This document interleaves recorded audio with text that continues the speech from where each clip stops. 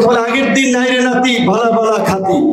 ওই যে দিনের ভোট রাইতে হবে, মেম্বারিটা মারেন চেয়ারম্যানিটা আমরা মাইনে লইতেছি, ওই সিস্টেমের নির্বাচন বাংলাদেশে আর হবে না। কারণ সে নির্বাচনকে খরচ করবে, নির্বাচনের পরে লুটপাট করবে। এই রাজনীতি আমরা পরিবর্তন করতে চাই। রাজনীতিবিদ এই যে ধরেন নির্বাচনী কর্মকাণ্ডে কিংবা বিভিন্ন ক্ষেত্রে এই যে কোটি কোটি টাকা ব্যয় করে, এই টাকা কই থেকে পাবে? জনগণের মাথার উপর দিয়ে কিন্তু আবার নেবে, জনগণের পয়সা থেকে টাকাটা নেবে। তো কাজে আমরা চাইছিলাম যে পেশি শক্তি এবং কালো টাকার রাজনীতি বন্ধ করতে।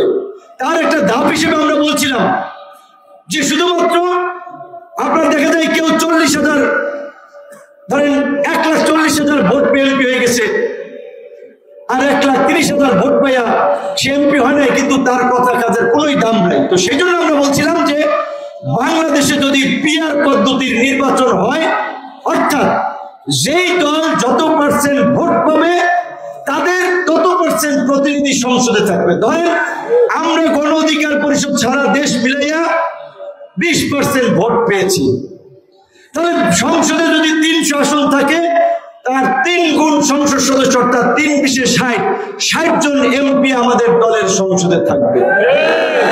ঠিক একইভাবে অন্যান্য দল এইভাবে যত পার্সেন্ট ভোট পাবে তত পার্সেন্ট সংসদ সদস্য তাদের সংসদে থাকবে। তাহলে হয়তো কি সব দলের প্রতিনিধি সংসদে থাকতো, কোন একক দলের মাতব্বরি কিংবা ছড়ি ঘুরানোটা থাকতো না। তাহলে ওই যে নির্বাচনে কে এমপি হবে সেটা অনেক আগে জানতো না, সুতরাং পয়সা পাতি খালি ঢালতো না। আপনারা বলতে পারেন ভাই আপনিও পয়সা পাতি তো কিছু খরচ টরচ করতেছেন। পরিষ্কার ভাবে বলছি যে আমি খুব বেশি টাকা পয়সা খরচ করি না। আজকে আপনাদের এখানে আসার আগে 10 উপজেলার আমাদের যে মূল দল গণ অধিকার পরিষদ, ছাত্র সংগঠন ছাত্র অধিকার পরিষদ, শ্রমিক যুব এদেরকে নিয়ে মিটিং করেছিলাম। লেট হয়েছে এই কারণে যে সবাই খুব অভিযোগ দিয়েছে, ভাই আমরা কাজ করি, আমাদের কাজ করতে কিছু আর্থিক সাপোর্ট প্রয়োজন, আমরা তো দলের কাছ থেকে পাই না, অফিস চালাইতে পারি না। আমি বলেছি যে ভাই এত টাকা পয়সা আমার নাই এইভাবে যে আপনারা দেব, আপনারা যদি কষ্ট করে আমার সাথে এইভাবে একটু খাইয়া না খাইয়া কষ্ট করে রাজনীতিটা করতে পারেন, তাহলে ভবিষ্যতে রাজনীতি করতে টাকা লাগবে না, জনগণ আপনাদেরকে টাকা দেবে খুশি হয়ে, সেই ব্যবস্থা আমরা করবো। ভালো মানুষকে নির্বাচন করার জন্য খরচ দেবে জনগণ, কারণ সে নির্বাচনকে খরচ করবে, নির্বাচনের পরে লুটপাট করবে। এই রাজনীতি আমরা পরিবর্তন করতে চাই। সেই কারণে আমরা বলেছিলাম শুধুমাত্র জাতীয় নির্বাচন নয়, আগামীতে যে স্থানীয় নির্বাচন হবে সেই নির্বাচনে পৌরসভা, উপজেলা, ইউনিয়ন পরিষদ নির্বাচনে মেয়র, চেয়ারম্যান, কমিশনার, কাউন্সিলর এখন থেকে যারা হবে তাদেরকে সেইভাবে মানুষের কাছে নিজেদেরকে উপস্থাপন করতে হবে। তো আমরা এই ধরনের একটা গণমুখী রাজনীতি দেশে চালু করতে চাই।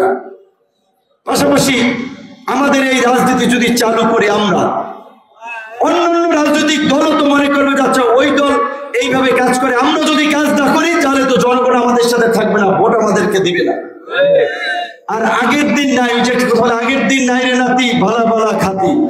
ওই যে দিনের ভোট রাইতে হবে, মেম্বারিটা মারেন চেয়ারম্যানিটা আমরা মাইনে লইতেছি, ওই সিস্টেমের নির্বাচন বাংলাদেশে আর হবে না।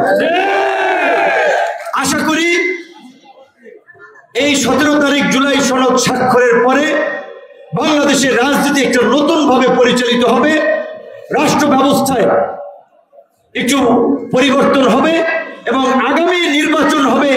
আমরা যে নতুন বাংলাদেশের কথা বলছি, সেই নতুন বাংলাদেশ বিনির্মাণের প্রথম কাজ হচ্ছে এই জুলাই সনদ, আর নতুন বাংলাদেশ বিনির্মাণের সিঁড়ি হচ্ছে আমাদের আগামী নির্বাচন। সেই নির্বাচন হতে হবে বাংলাদেশের ইতিহাসের সবচেয়ে ভালো নির্বাচন, বিতর্ক মুক্ত নির্বাচন, যেই নির্বাচনে জনগণ তার পছন্দ মতো ভোট দেবে, নির্বাচনে প্রার্থীরা ক্যাম্পেইন করবে, কোন দলের কর্মী সমর্থকরা আরেক দলের নেতা কর্মীদের উপরে হামলা করবে না, বাধা দিবে না। এই ধরনের একটা রাজনৈতিক পরিবেশ তৈরি করেই আমরা একটা অবাধ, সুষ্ঠু, নিরপেক্ষ নির্বাচন সবাই মিলে করতে চাই। সবাই মিলে করতে চাই এই কারণে বললাম, শুধুমাত্র সরকার, নির্বাচন কমিশন, আইন শৃঙ্খলা বাহিনীর পক্ষে একটা ভালো নির্বাচন করা সম্ভব নয়। যদি ভোটার এবং প্রার্থীরা নির্বাচন কমিশনকে এবং সরকারকে সহযোগিতা না করে, রাজনৈতিক দলসমূহ যদি সরকারকে সহযোগিতা না করে, তাহলে আগের মতোই মারামারি কামড়াকামড়ির নির্বাচন হবে।